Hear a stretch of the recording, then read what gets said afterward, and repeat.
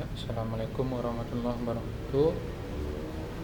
Selamat pagi semua mahasiswa yang sayangi. Untuk kelas 20 T01 ya, kalau nggak salah. 20 T01.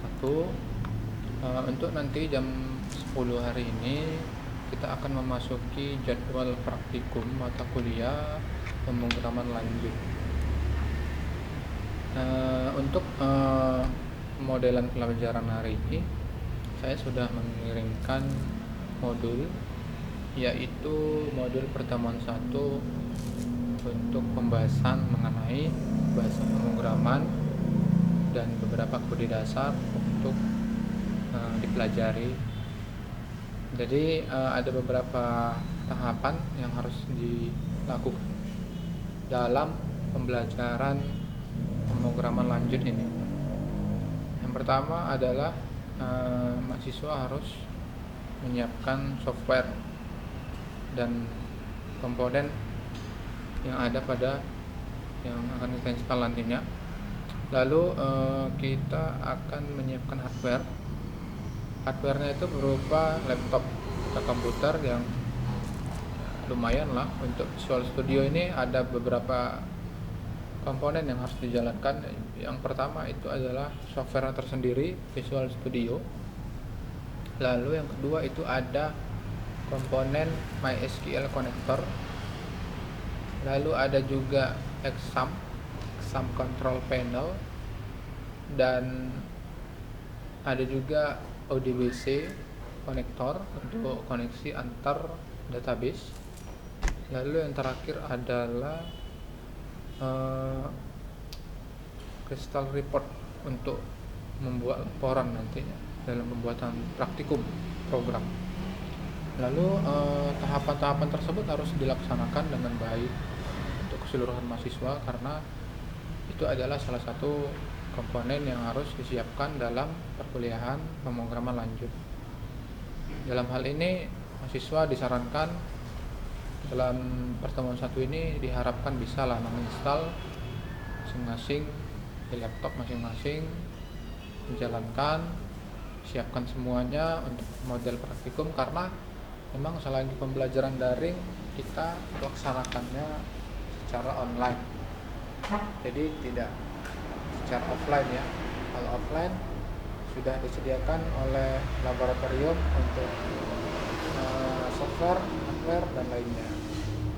Kita tinggal pakai. Karena ini daring, maka diharapkan bisa mahasiswa mandiri dalam proses penginstalan software komponen yang akan kita gunakan. Maka dari hal itu, belajar mandiri diharapkan untuk mahasiswa lebih baik, dan saya sangat mengapresiasi untuk mahasiswa yang bisa atau sudah menginstal sebelumnya, karena kan ini pemrograman lanjut ini sebelumnya pasti sudah dipelajari oleh dosen praktikum atau teorinya bahasa pemrograman. Ya, itu saja untuk dasar pertamanya. Sebelumnya memang saya harus memberitahu terlebih dahulu dasarnya, karena tidak bisa kalau kita praktikum langsung praktikum install gitu. Karena saya juga sudah menginstal Visual Studio-nya. Kita nanti ke modul, kita cek dulu Visual Studio-nya. Saya sudah install di sini. Ini dia Visual Studio. Oke, ini dia tampilan Visual Studio-nya. Kalau sudah install pasti sudah tahu lah ya bagaimana tampilan dari Visual Studio 2010 ini. Dalam hal ini mahasiswa diharapkan bisa juga memahami ya apa saja menu-menu, proses-proses yang ada di Visual Studio ini. Nah, saya hanya mengajarkan praktikum. Jadi untuk teori pahami oleh dosen teorinya, dan diharapkan juga bisa mempelajari apapun yang diberikan oleh dosen pertama, yaitu teori, dan saya hanya menjalankan untuk praktikum, mempelajari proses praktikumnya. Saya rasa untuk dasar sudah memahami ya, karena kan ini lanjut kan. Jadi kalau untuk pembuatan project sudah mengetahui lah ya. Dalam pembuatan project itu kita ada name project. Jadi setelah install nanti bisa seperti ini tampilannya. Dan ingat, ketika selesai install Visual Studio ada pilihan, itu biasa. Ada pilihan antara ada beberapa jenis dalam software Visual Studio ini. Pertama itu ada general ya kalau nggak salah. Pokoknya nanti pilih yang pilihan yang setelah install itu dia pilih yang general, jangan pilih yang lainnya ya. Jadi pilih yang general yang paling atas. Ada pilihan nanti suruh checklist nggak salah itu. Suruh menceklisnya itu pilih yang paling atas saja, jangan pilih yang lainnya. Satu saja, pilih yang paling atas. Jadi jangan salah pilih. Kalau misalnya salah pilihan, maka tidak jalan nanti softwarenya. Bisa habis install tuh ada untuk pilihan general. Pokoknya pilih ada yang tulisan general. General itu yang standar penggunaan dari Visual Studio-nya. Lalu untuk bagian menu-menunya sudah paham lah ya. Bagaimana cara pembukaan project sudah pahami saya rasa. Nah, jadi kalau yang general itu dia full version. Untuk database ada, untuk Visual C++ ada. Nah, ini juga di ada banyak di sini, karena kan enggak semua bisa masuk di sini, karena memang kalau ini hanya untuk mempelajari bahasa pemrograman berbasis objek saja. Sama ini adalah pemrograman berbasis objek, di mana kita masuk ke dalam basic. Itu adalah kode pemrograman objek. Tapi ini tidak bahasa Java ya. Visual Basic Net ini kita pilih yang Windows ya. Windows Form Application. Pilih ini untuk mengisikan name ya, adalah nama project. Nama projectnya apa gitu. Misalnya saya memilih buat project pertemuan 1, maka solution name-nya otomatis jangan diganti. Solution name itu jangan diganti-ganti. Lalu location pilih yang pilih di tempat folder kita lah.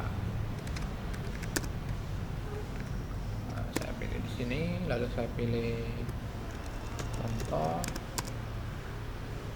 folder. Nah, ini kan folder penyimpanan itu tergantung drive dari masing-masing laptop, dimana masing-masing laptop mempunyai drive masing-masing. Misalnya D atau foldernya itu nama kalian, name nama atau nama kalian masing-masing lah. Setelah itu kita pilih OK, lalu tampil untuk halaman awal dari project pertemuan 1. Sini kita sudah membuat form, berhasil ya membuat form. Tampilannya harus seperti ini. Bisa kecilkan formnya. Lalu biar simple bagaimana? Nah, ini kita closekan aja. Jadi ada toolbox ini untuk biar memudahkan kita dalam proses desain tampilan form. Lalu kita dapat pelajari. Saya rasa kalau untuk pembahasan teori dan apa sudah memahami lah, karena ini kan kita ada beberapa jenis button toolbox, namanya toolbox. Di sini ada button, ada checkbox, ada combo box, ada label, ada juga datetime picker untuk tanggal, radio button, picture box banyak ya. Ini ada data grid view untuk dapatkan table. Jadi ada beberapa jenis yang biasa standar kita gunakan. Nanti saya pelajari. Jadi untuk dasarnya itu ada nanti di modul. Yang penting jalan dulu Visual Studionya, berhasil dulu instalasinya. Jadi kalau tidak berhasil maka kita tidak bisa bekerja, tidak bisa praktikum. Jadi Visual Basic ini tergantung softwarenya juga. Kalau nggak ada softwarenya nggak bisa jalan banyak kode-kode yang mau kita buat. Seperti itulah ya untuk pembuatan form sudah memahami. Di sini juga ada properties. Kita pilih properties ini berfungsi untuk fungsi-fungsi dari properties formnya. Ada banyak ya. Karena kita mau mengubah nama form, mengubah background, mengubah font color, bisa dilebarkan juga seperti ini. Nah, tampil nanti. Di sini ada beberapa settingan. Settingan yang pertama adalah appearance, tampilan, accessibility, ada juga behavior, ada data, ada design, focus, layout, dan MISC, dan Windows style. Nah, itu banyak ya. Bisa dicoba-coba untuk form ini nanti kalau misalnya sudah selesai penginstalannya. Jadi seperti itu untuk tahapan awal untuk penginstalasinya. Lalu kita pilih, kalau misalnya membuat form baru, kita buat form baru, kita pilih aja add Windows form, kita pilih add Windows form, lalu kita otomatis ke tampilan Windows form. Kita kasih nama formnya apa.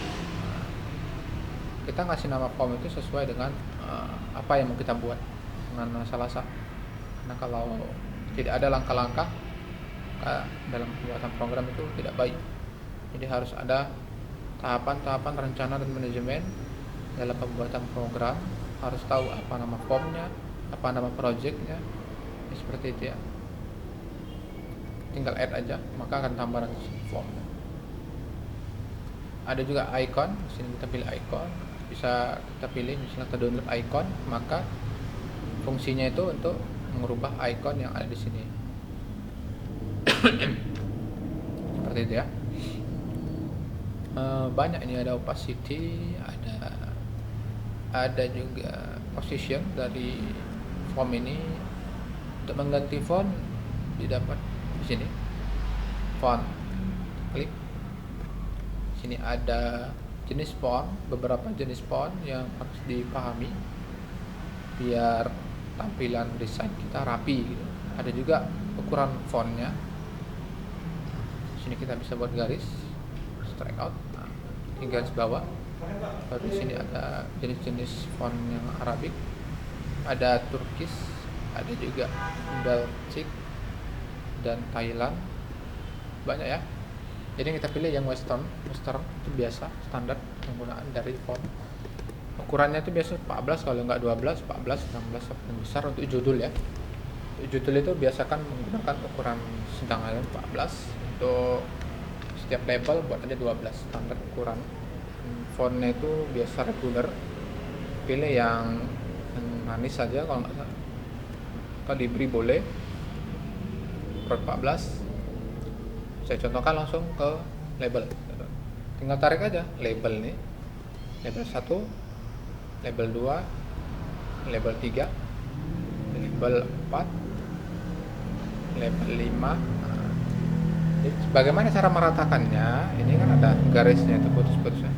Nah, jadi kita diberikan kemudahan kepada pengguna untuk memudahkan desain dari VBNet ini biar tampilannya rapi. Itu kita ada diberi garis penghubung untuk meluruskan setiap desain form kita. Dan di sini ada juga Xbox. Nah, tinggal ikuti garis saja, ikuti garis baru masuk ke Xbox 2, ikuti garisnya. Tinggal klik, tarik pakai mouse atau pakai touchpad. Tarik. Klik sekali, tarik. Klik sekali lagi, tarik. Nah, seperti itu. Desain. Setelah itu kita masukkan ke button, tambahkan button. Nanti ada contoh-contoh VBNet VB 2010. Button 1, button 2, ikuti garisnya, ikuti garis, besarkan sedikit. Nah, tinggal tarik aja desainnya. Jadi misalkan desain rapi, jarak antara button 1, button 2, button 3 ukurannya besar sama semua. Jadi rapi. Baru kalau mau nambahkan label ya tinggal klik lagi label, tambah, ikuti garis di atas, garis label. Nah, otomatis itu ada, jadi otomatis rata dia, nggak ke bawah kali, nggak ke atas kali. Jadi seperti itu untuk tahapan desainnya, gampang ya. Ini kita anggap aja pemrograman ini mudah gitu ya, jangan dianggap susah. Ini kalau kita anggap susah, maka kita makin sulit dalam memahami bahasa pemrograman Visual Studio ini. Nah, dalam hal ini kita harus bisa mudah lah dalam desainnya. Oke, itu saja ya untuk tahapan desainnya. Saya rasa gampang ya untuk siswa bisa memahami desain tampilannya. Selanjutnya nanti lihat modul dan dipahami lah ya modulnya, karena memang saya belum bisa live langsung karena saya juga ada jadwal ini nanti jam 11 itu ada vaksinasi, jadi saya nggak bisa ya, pertemuan pertama bertemu langsung secara live. Oke, nanti selanjutnya saya akan evaluasi menggunakan grup WhatsApp atau Classroom. Itu saja ya yang bisa dapat saya sampaikan. Terima kasih. Assalamualaikum warahmatullahi wabarakatuh.